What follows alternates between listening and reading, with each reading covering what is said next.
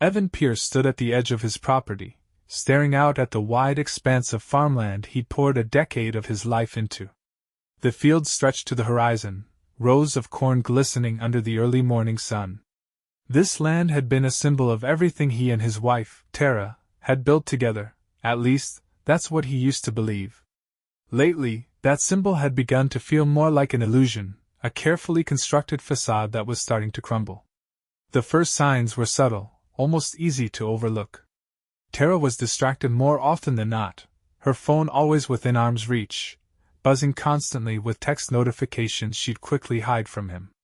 She had started taking long, shopping trips to the nearby city, claiming they were to look for new equipment for their farm store. But the receipts never added up. Dinner conversations that once lasted for hours had dwindled into cold, one-word responses. Evan tried to ignore it at first. Maybe Tara was stressed. Maybe running a business together had strained their relationship more than either of them had realized. But when he noticed how frequently Greg Hastings, an old friend of theirs and their lawyer, was suddenly in their lives again, the pieces began to shift uneasily in his mind. Greg, with his easy smile and polished charm, had been a fixture in their social circle for years. Yet, Evan couldn't shake the feeling that something had changed. There were too many private conversations between Greg and Tara that abruptly ended when Evan entered the room. Too many times Tara would laugh a little too easily at Greg's jokes, as if their shared history had become something more intimate than it should have been. Suspicion wasn't enough, though. He needed proof. It wasn't until a quiet Tuesday afternoon, when Tara had driven into town once again, that Evan decided to search their home office. He wasn't proud of it. Snooping through his wife's belongings felt like a betrayal of the trust they'd once shared, but desperation gnawed at him. If there was nothing to find, he could apologize to himself later. The office smelled faintly of leather and dust, the scent of forgotten papers and disuse. Evan hesitated for a moment before pulling open the drawers of Tara's desk. At first, everything seemed normal: bills, receipts, and business correspondence. But in the back of the bottom drawer, tucked beneath a pile of unrelated documents, he found something that made his stomach drop, a folder labeled Private. He hesitated only briefly before opening it. Inside were legal documents, divorce papers. The words blurred in front of his eyes as he read through them. Tara was planning to file for divorce. Not just that, she was positioning herself to take nearly everything: the farm, the house, the business accounts. It was all laid out in ruthless detail. Evan stumbled back, clutching the folder to his chest. This wasn't a simple misunderstanding. Tara wasn't just distant, she was preparing to destroy their entire life together. And Greg was likely involved. Evan's mind flashed back to all the knowing glances and private conversations. Of course Greg would be her ally in this. As a lawyer, he'd know exactly how to navigate the legal system to ensure Tara came out ahead. But why? Why had their marriage disintegrated so completely without him realizing it? He spent the next few hours poring through every piece of paperwork in the house. His search revealed something even more troubling: financial discrepancies. Tara had opened hidden bank accounts in her name alone. He found wire transfer logs to unfamiliar overseas numbers and deposits from sources he couldn't identify. The sums were significant, far larger than what their farm could account for. Something was very, very wrong. Evan sat at the kitchen table that evening, staring at the evidence he'd collected.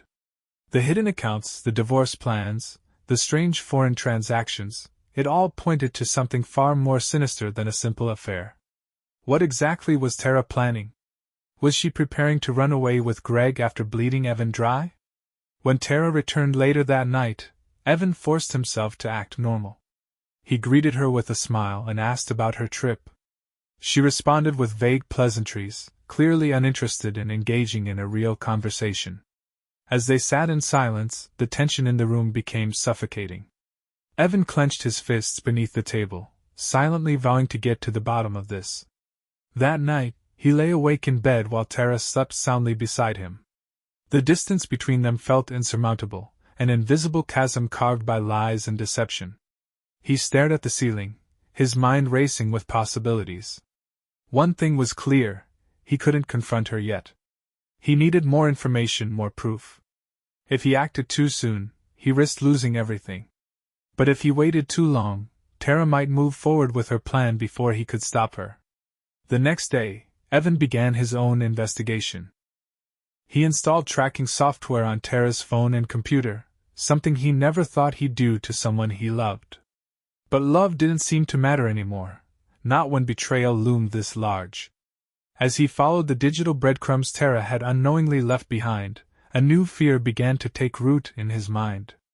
The bank accounts, the foreign calls, and the strange documents, it all hinted at something far more dangerous than divorce. The truth, when it finally came, would be more horrifying than he ever imagined. Evan woke the next morning with a pit in his stomach. The discoveries from the previous day hung over him like a storm cloud.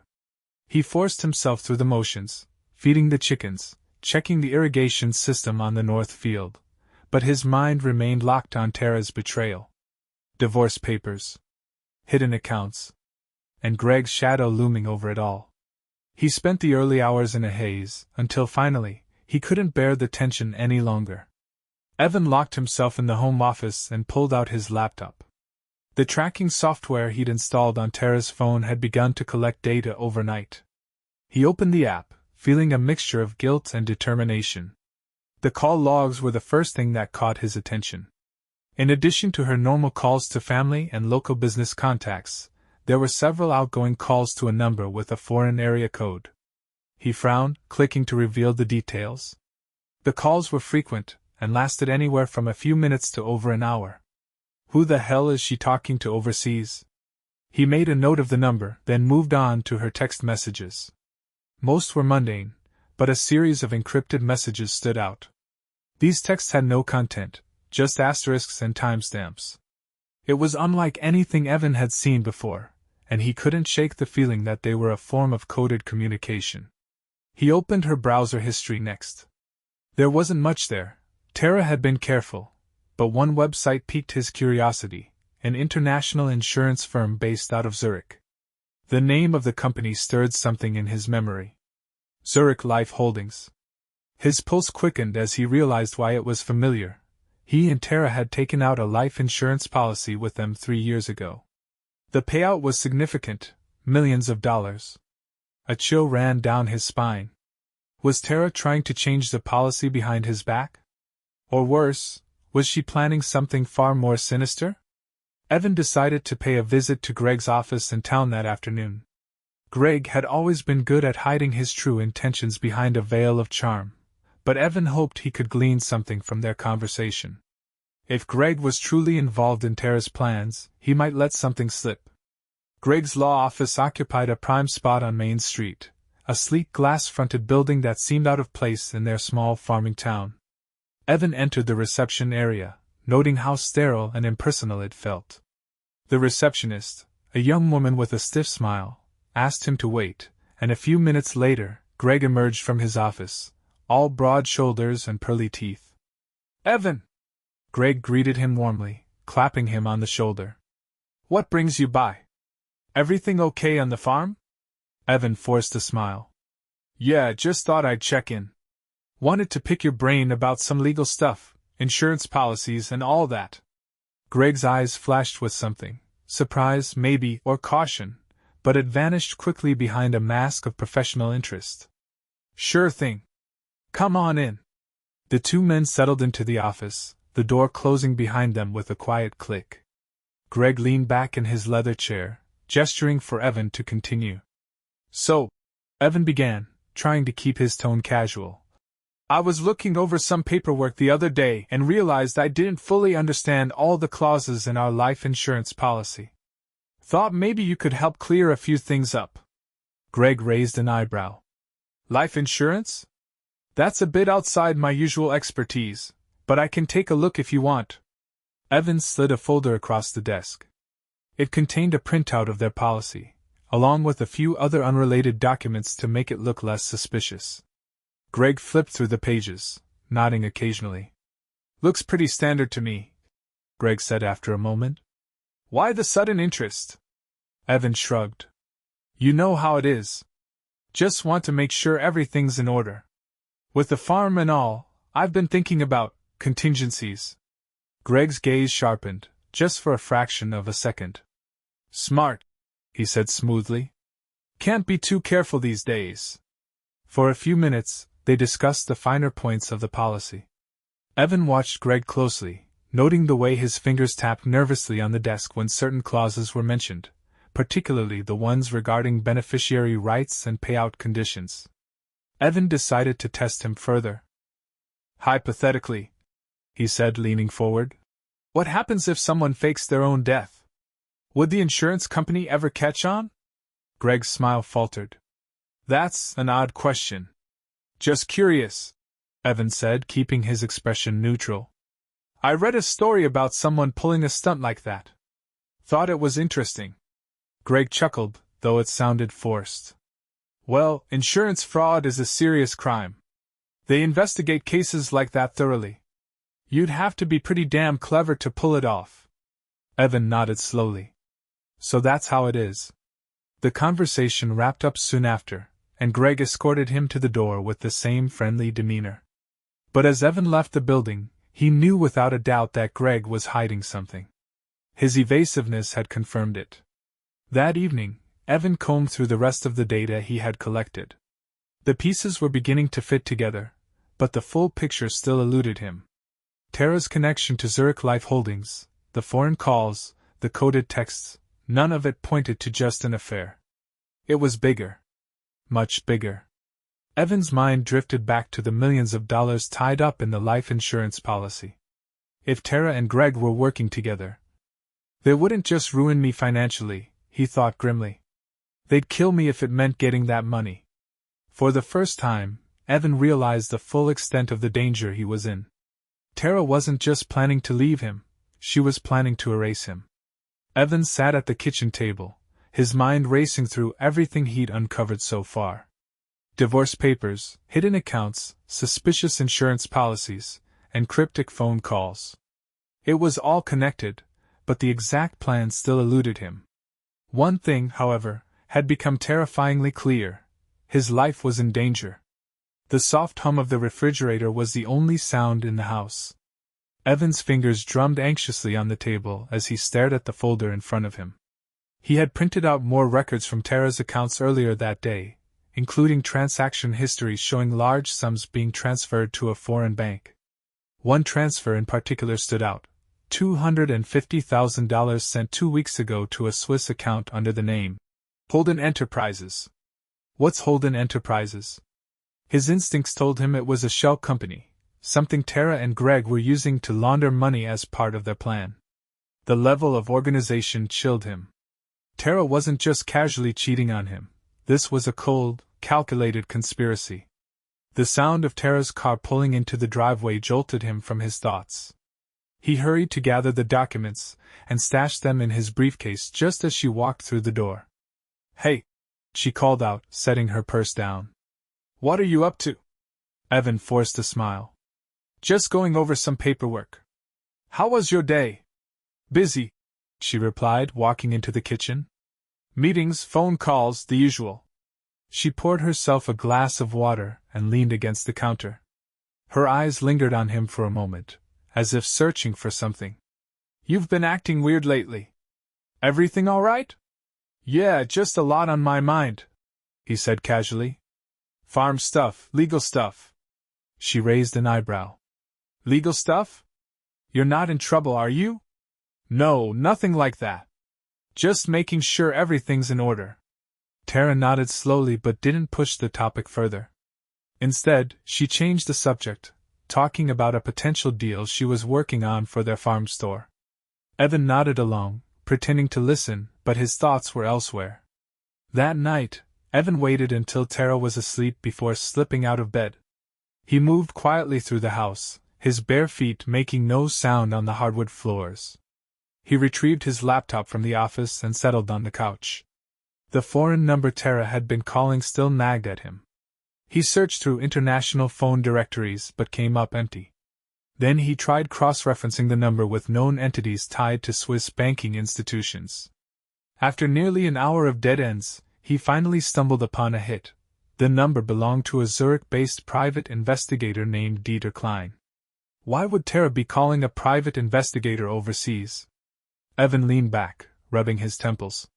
The pieces didn't make sense yet, but he was starting to see a larger picture. Tara and Greg weren't just trying to take his money. They were covering their tracks on a global scale.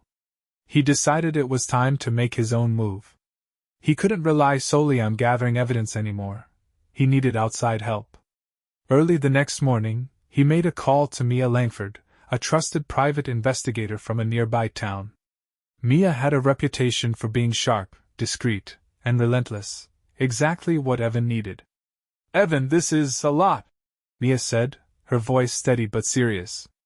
They were sitting in her small office, surrounded by stacks of files and surveillance equipment. Evan had just finished explaining the situation, handing her all the documents he'd collected. "I know," Evan replied. "I need to figure out exactly what they're planning. And I need proof, enough to protect myself." Mia flipped through the records, her eyes narrowing at the Swiss bank transactions. "They're moving money offshore. That's not something people do for a simple affair or divorce. This is premeditated. I think they want me dead," Evan said bluntly. "There's a life insurance policy. Millions of dollars. If they can fake my death, or worse, they'll disappear with the payout." Mia finished, nodding grimly. "I've seen similar scams before, but this is extreme. Can you help me?" Evan asked. "Absolutely," Mia said. "First, I'll dig into Holden Enterprises and the investigator in Zurich. If they're part of this conspiracy, we'll find a trail. What should I do in the meantime?" "Act normal," Mia advised. "Don't let on that you know anything. And be careful. If they're willing to go this far, they won't hesitate to act if they feel cornered." Over the next few days, Evan followed Mia's instructions to the letter. He smiled at Tara when she talked about future plans for the farm. He had drinks with Greg at the local bar, pretending to enjoy their forced conversation. But beneath the surface, he was constantly on edge, watching for any signs that they were accelerating their plan. One evening, as he reviewed new data from Mia's investigation, his phone buzzed with a message. It was from an unknown number. "You're digging too deep. Stop, or there will be consequences." Evan stared at the message, his blood turning cold. He knew this was a warning, likely from someone tied to Greg and Tara's scheme. But it only strengthened his resolve. He wasn't going to stop. Not until he exposed everything. Evan reread the threatening message on his phone, his pulse pounding in his ears. The warning didn't rattle him as much as it enraged him. Whoever sent it clearly thought intimidation would make him back down. But if anything, it confirmed just how desperate Tara and Greg's operation was becoming. He immediately forwarded the message to Mia. Within minutes, she called him. "This isn't good," she said, her voice tense.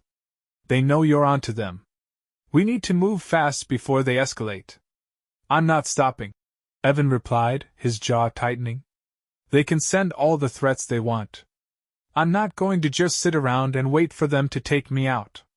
"I hear you," Mia said, her tone softening. "I've been digging into Holden Enterprises. It's a front company, like you suspected. They've used it to funnel money across multiple countries, including Switzerland and the Cayman Islands. Greg's name doesn't appear anywhere, but I found several documents signed by Tara." Evan's stomach twisted. "So she's neck-deep in this?" "Unfortunately, yes," Mia confirmed. "But there's more. I contacted a contact of mine in Zurich who looked into the investigator, Dieter Klein. He's not just some run-of-the-mill PI. He specializes in cases where clients want to disappear. Fake deaths, identity changes, you name it." Evan leaned forward, gripping the phone tighter. "So they're planning to fake my death?" "That's the theory," Mia said. "But there's no concrete evidence yet.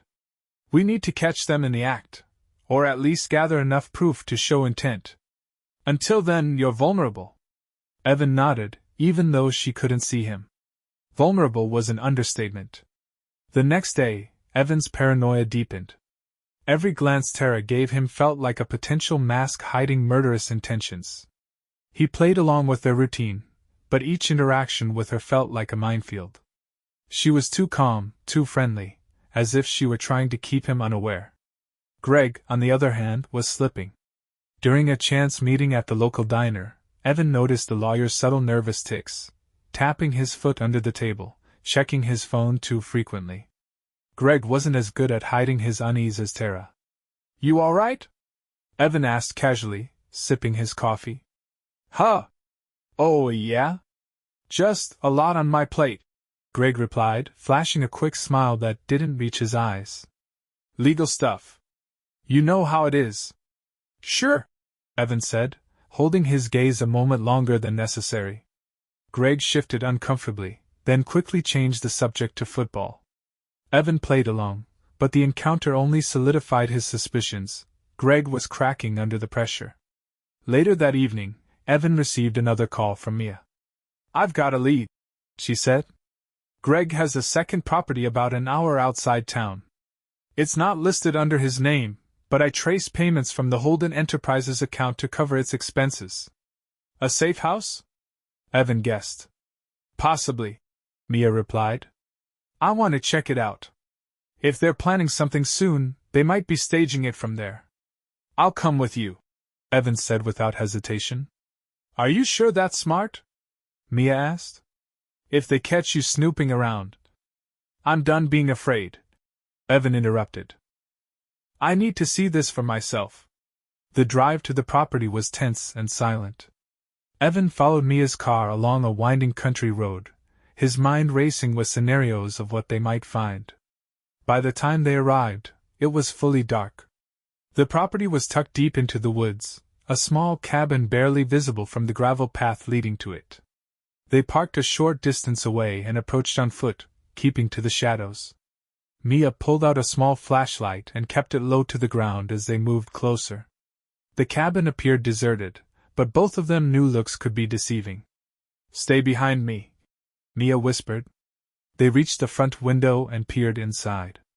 The interior was sparsely furnished, but what caught Evan's attention was a large table in the center of the room. It was covered in documents, maps, and photographs. One of the photos was of him, taken from a distance, likely at the farm. "Jesus," Evan muttered, his fists clenching. "They'd been watching you," Mia said grimly. They carefully moved around the perimeter of the cabin, checking for signs of recent activity. Evan spotted a side door slightly ajar and gestured to Mia. They slipped inside quietly, the scent of wood and damp air surrounding them. Mia moved to the table, flipping through the documents. "These are plans," she whispered. "Travel itineraries, fake IDs. They're getting ready to leave the country. And they think I'll be out of the way by then." Evan muttered, his eyes narrowing. He picked up one of the maps, noticing that it highlighted a section of nearby forest. Notes scrawled in Greg's handwriting mentioned a staging site and insurance retrieval. "They're going to fake an accident," Evan realized aloud. "Somewhere isolated, where they can make it look like I disappeared." Mia's eyes widened. "We need to take this to the authorities. Now." Before they could move, the sound of tires on gravel echoed outside. Evan's heart dropped. Headlights cut through the trees, illuminating the front of the cabin. "Someone's here," Mia whispered urgently. They scrambled for cover, slipping into a back room just as the front door opened. Heavy footsteps echoed through the cabin. "Check everything," a voice ordered. Evan recognized it instantly. Greg. "Shit," he whispered under his breath. They were trapped. Evan's pulse pounded in his ears as he crouched behind an old dresser in the back room. Beside him, Mia remained calm and focused, her hand resting lightly on his arm to keep him grounded. They could hear Greg's voice echoing through the cabin, accompanied by the sound of another person's footsteps. "Make sure the files are secured," Greg ordered. "We can't afford to leave anything behind." Evan clenched his jaw. Greg sounded tense, but there was no mistaking his tone of authority. Whoever was with him clearly followed his lead. Evan strained to hear their conversation, hoping for more clues. "We still on for Friday?" the second voice asked. It was deep and gravelly, unfamiliar to Evan. Yeah, Greg confirmed. Tara's making sure everything looks clean. By the time anyone notices he's missing, we'll be long gone. Evan sucked in a sharp breath. Friday. That was only 2 days away. Whatever they were planning, it was happening soon. Mia shot him a warning glance, silently telling him to stay quiet. They needed to hear more. Are you sure about her? The other man continued. She's been acting nervous lately. If she cracks. She won't, Greg said firmly. She knows what's at stake. Besides, she has just as much to lose as we do if this goes south. For a moment, the two men went silent, footsteps shuffling as they moved papers around on the table. Evan felt his hands trembling with rage. Greg was orchestrating his murder, with Tara's full cooperation. It wasn't just betrayal. It was a cold, calculated execution plan. Finally, Greg spoke again. Let's finish up. I don't want to be here any longer than we have to. Evan tensed. They'd have to act fast to escape without being noticed. Mia pointed to a small window near the back of the room. It was narrow, but just wide enough for them to squeeze through. She motioned for Evan to follow her lead. They moved slowly, trying not to make a sound. Evan carefully unlocked the window and slid it open. The cool night air rushed in, carrying the faint scent of pine and damp earth. One by one, they slipped outside, crouching low to avoid detection. The cabin door opened again, and Evan froze as Greg stepped onto the porch, scanning the surrounding area. For a brief moment, their eyes almost met through the darkness. Evan held his breath, praying the shadows would conceal them. Everything all right? The other man called from inside. Yeah, Greg replied, still looking around suspiciously. Let's get out of here. Greg eventually turned back inside, and a few moments later, the sound of car doors slamming broke the tense silence. Evan and Mia stayed hidden, watching as the headlights faded into the distance. Only when they were sure the men were gone did they finally stand. That was close, Mia muttered, brushing dirt off her jeans. Evan exhaled slowly. Too close. We need to move fast. Agreed. We've got enough evidence to go to the police now. But if they're planning to act on Friday, we need to stay one step ahead. Evan nodded. His mind was already racing with ideas. They had proof of the plot, but now it was about survival, and making sure Greg and Tara didn't have the chance to finish their plan. The next morning, Evan contacted the local sheriff's office. He was careful not to give too many details over the phone, but he scheduled a meeting to present the evidence Mia had collected. Meanwhile, Mia worked on securing copies of the documents from the cabin in case anything went wrong. Evan's nerves were on edge the entire day. Every time Tara walked into the room, he felt a rush of conflicting emotions: rage, fear, sadness. How could she plan something so horrific after everything they had been through? Did she ever love him, or had it all been a lie? That evening, Tara approached him while he was in the barn. Hey, she said softly. I was thinking, maybe we should take a weekend trip soon. Just the two of us. We could use a break. Evan turned to face her, masking his anger with a neutral expression. A trip? Where to? Somewhere quiet, she said, smiling. Maybe up north. There's a cabin by the lake I read about. I think it'd be nice to get away from everything for a bit. A chill ran down Evan's spine. The lake. It fit perfectly with what he'd overheard last night, an isolated area where they could stage his accident. Sounds like a good idea, he said calmly. We'll have to plan it out. Tara nodded, her eyes gleaming with what he could only describe as anticipation. Great. Let's talk about it more tomorrow. As she walked away, Evan felt his hands curl into fists. They weren't planning a romantic getaway. They were setting the stage for his disappearance. Later that night, Mia called with another update. I talked to my contact at the sheriff's office, she said. They're taking this seriously. We're meeting tomorrow to finalize the case file and discuss protection measures for you. Good, Evan said. Because Tara's already setting up the final move. She wants us to go to a cabin by a lake. It lines up perfectly with the plans from the cabin. Then we're cutting it close, Mia warned. Stay sharp. They'll act quickly if they think you're onto them. I will, Evan promised.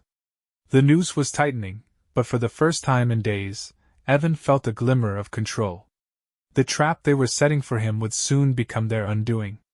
The morning of the sheriff's meeting dawned cold and gray, fitting for the tension that clung to Evan like a second skin. He barely slept the night before, haunted by thoughts of Tara's plan.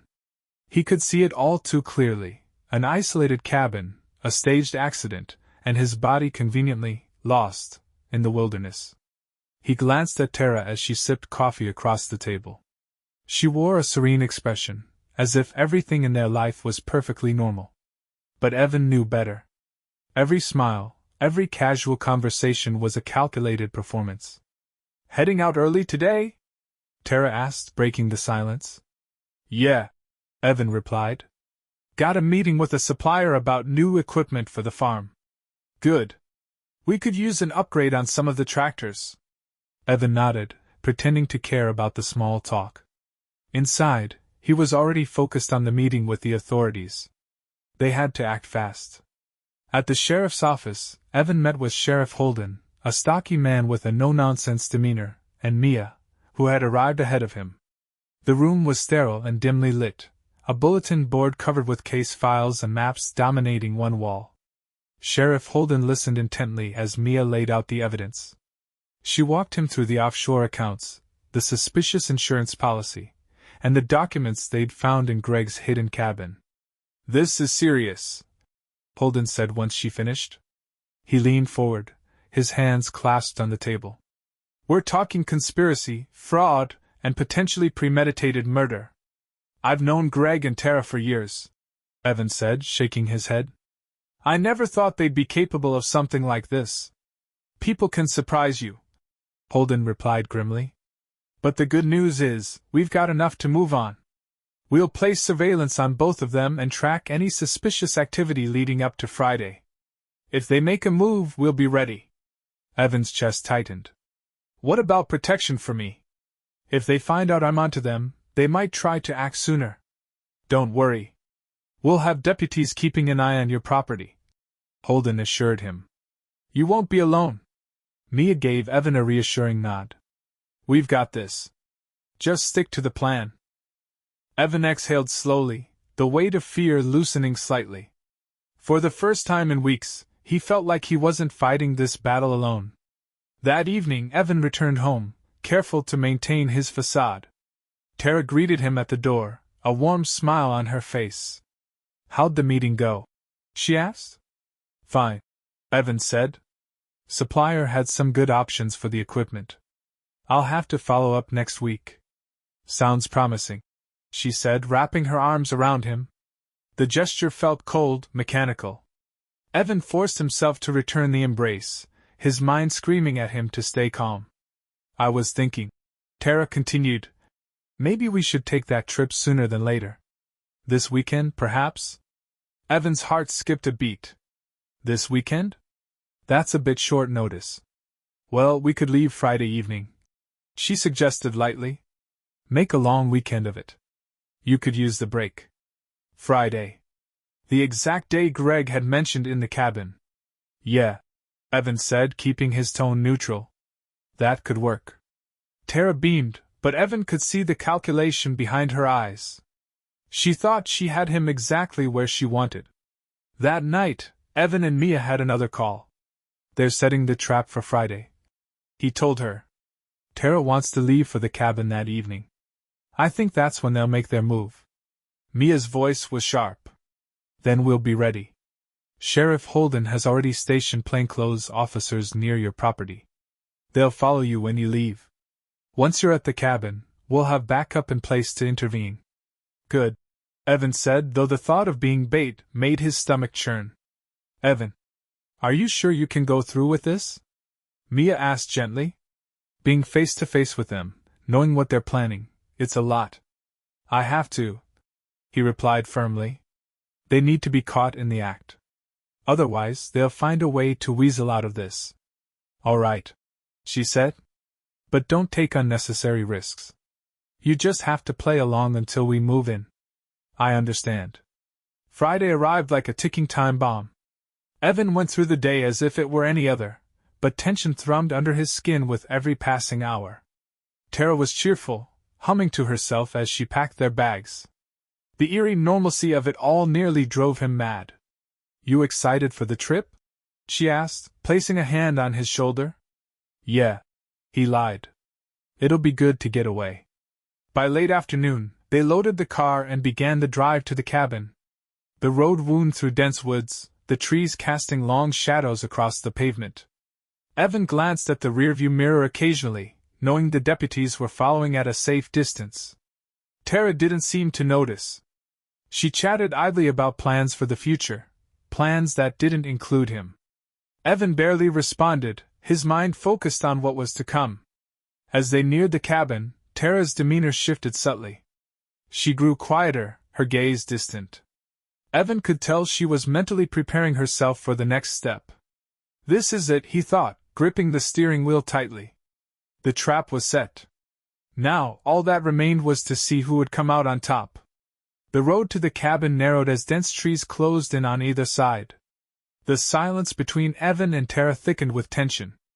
Evan kept glancing at the rearview mirror, hoping to catch a glimpse of the deputies trailing them. They were out there, hidden in the distance, but the isolation of the forest pressed down on him like a suffocating weight. We're almost there, Tara murmured, her voice oddly calm. Good, Evan replied, his tone flat. Every word felt like a battle to stay composed. The gravel road crunched under the tires as the cabin came into view. It was eerily quiet, too quiet. The small structure stood against a backdrop of towering pine trees, its windows dark like empty eyes watching their approach. Evan parked the car and stepped out, taking in his surroundings. This place is peaceful, Tara said with a soft smile as she grabbed their bags. Just what we need. Just what you need to kill me, Evan thought grimly. As they stepped inside, Tara moved efficiently, setting down the bags and checking the cabin's layout. Evan scanned the room for signs of anyone else. It was just the two of them, for now. He knew Greg would arrive soon. Why don't you relax while I unpack? Tara suggested. Sure, Evan replied, sitting on the couch. He watched her closely, noting the way her movements were almost too casual, as if she were trying to mask her anxiety. Evan's phone vibrated silently in his pocket. He subtly checked the message. It was from Mia. We're in position. Backup is on standby. Stay calm. Relief coursed through him, though he knew the danger was far from over. The plan was simple. Let Tara and Greg reveal their hand, then wait for the authorities to step in.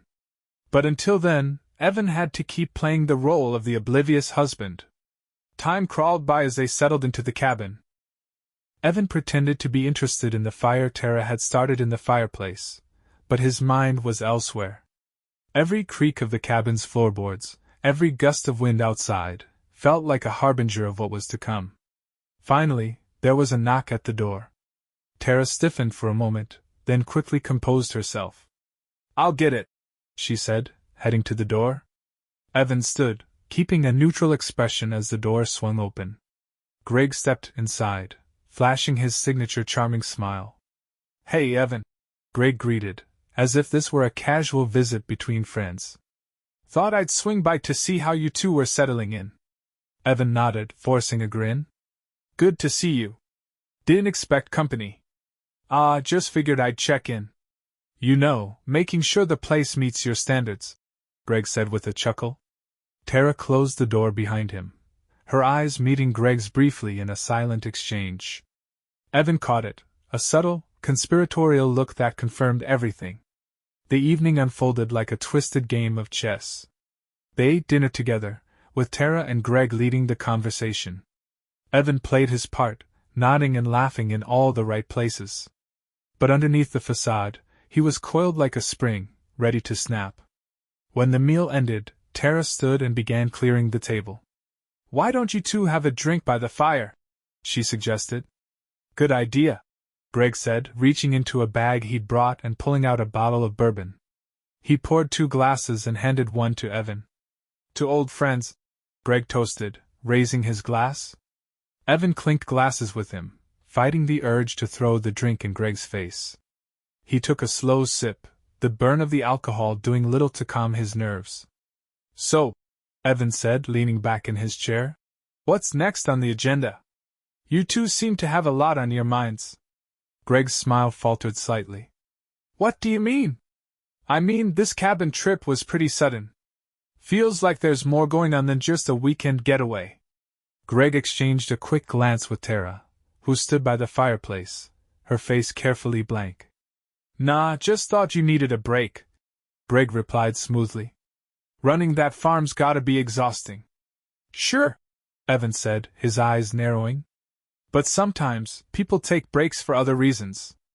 Maybe they're trying to disappear for a while." The room grew colder despite the fire crackling in the hearth. Tara's hands clenched slightly at her sides, but she forced a laugh. "Evan, you're overthinking things," she said, her voice strained. Greg chuckled nervously. "Yeah, man.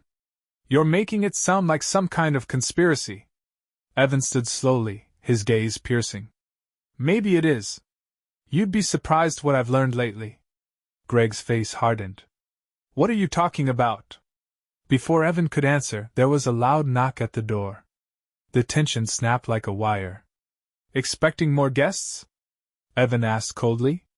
Greg hesitated, then moved toward the door. But before he could reach it, the door burst open, and deputies flooded the room, guns drawn. "Hands where I can see them!" Sheriff Holden barked. Chaos erupted. Greg froze in shock, while Tara backed against the wall, her face pale. Deputies swarmed in, handcuffing both of them as Evan stepped aside. You set us up!" Greg spat, his mask of charm crumbling. "You were going to kill me," Evan said quietly, his voice filled with controlled fury. "Did you really think I wouldn't fight back?" Tara stared at him, her eyes wide with a mix of fear and betrayal. "Evan, I can explain." "Save it," he said coldly. "You've done enough." The room fell into tense silence as the deputies hauled Greg and Tara outside. Evan followed, finally feeling the weight lift from his shoulders. The nightmare was ending. The cabin was eerily silent after the arrests. The only sounds were the muffled voices of deputies as they secured Greg and Tara in separate vehicles. Evan stood near the doorway, the cold night air washing over him. His body felt both numb and electric, as if he were caught between disbelief and adrenaline. Mia approached, her expression serious but relieved. "You did it. It's over." Evan nodded slowly. "Yeah. I guess it is. But was it really over?" He watched as Greg was shoved into the back of a patrol car, his face contorted with rage. Tara was quieter, though her shoulders sagged with the weight of defeat. For a moment, their eyes met across the driveway. "Evan," she whispered, her voice barely audible over the night breeze. Evan stared at her, unmoving. He wanted to say something, anything, but no words came. He had loved this woman. They had built a life together. And yet, here she was, ready to erase him from existence for money and a new life with another man.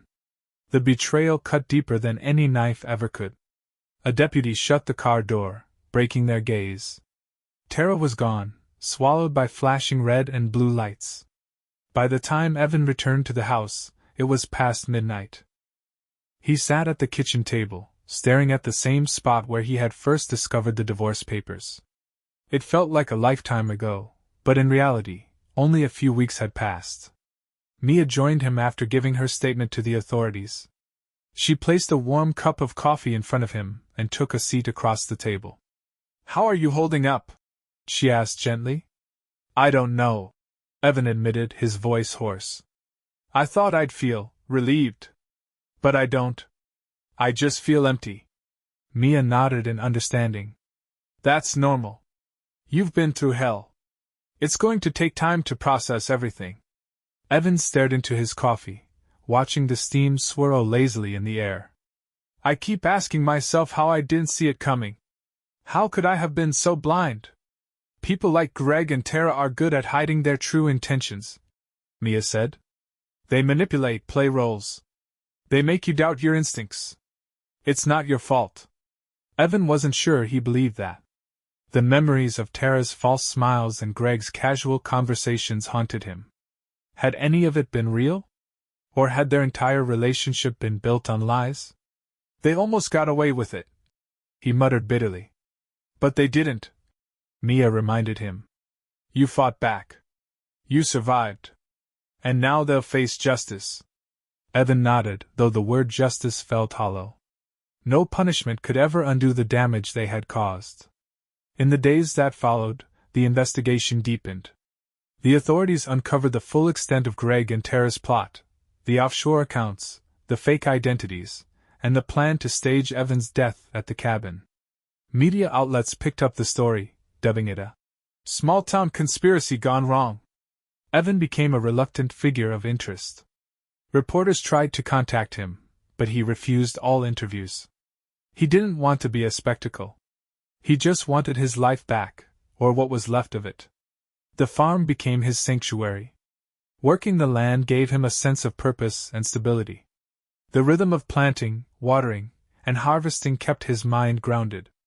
Slowly he began to rebuild, though the scars of betrayal lingered. One afternoon, Mia stopped by the farm.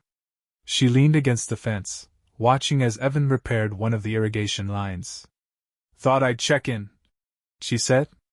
Evan wiped sweat from his brow and smiled faintly. "Appreciate it. You're looking better," Mia observed. "More at peace." "I'm getting there," Evan admitted. "It's still hard, but the work helps. It gives me something to focus on." Mia nodded. "That's good. You've been through a lot. Don't rush yourself." They stood in comfortable silence for a moment, the sounds of the farm surrounding them. Birds chirped in the distance, and the wind rustled gently through the cornfields. "Any word on Greg and Tara?" Evan finally asked. "They've both been charged with multiple counts: fraud, conspiracy, attempted murder," Mia replied. "They'll be tied up in legal battles for a long time. And even if they somehow escape one charge, the other evidence will bury them." Evan exhaled slowly. "Good." Mia hesitated for a moment before speaking again. "You know, you don't have to go through this alone. If you ever need someone to talk to." "I know," Evan said, meeting her gaze. "Thanks, Mia. You've done more for me than I can ever repay. Just take care of yourself," she said with a smile. "That's all the thanks I need." As the weeks turned into months, Evan began to find a new rhythm. The betrayal no longer consumed him, though it remained a shadow in the corners of his mind. He learned to trust his instincts again, to trust himself. One evening, he stood at the edge of his property, watching the sun dip below the horizon. The fields stretched before him, golden and endless. This land had always been his anchor, and now, more than ever, it reminded him of his strength and resilience. Evan wasn't the same man he had been before Tara's betrayal. He was harder now, wiser. But he was also free. Free to rebuild, to redefine his life on his own terms. The past would always be a part of him, but it no longer controlled him. As the sky darkened and the stars began to appear, Evan took a deep breath. He had survived the storm, and now it was time to truly begin again.